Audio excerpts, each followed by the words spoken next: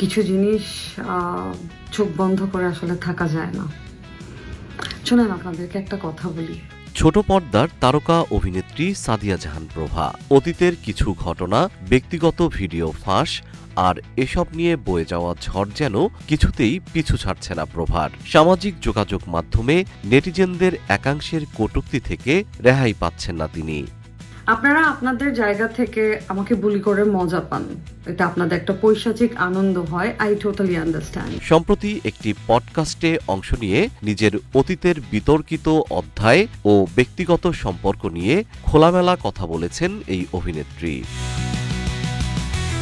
অনুষ্ঠানে উপস্থাপকের বারবার করা পুরনো প্রশ্নের জবাবে প্রভা স্পষ্ট জানান, তিনি কারো সাথে কোনো ধরনের প্রতারণা বা বিশ্বাসভঙ্গ করেননি।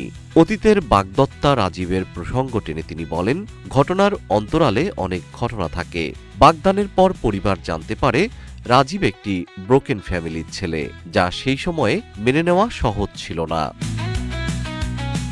সমালোচকদের উদ্দেশ্যে প্রভা বলেন, আমি আসলে প্রতারণা করিনি। হুট করে একদিন সকালে উঠে কেউ পত্রিকা খুলে দেখেনি যে আমি বিয়ে করে ফেলেছি।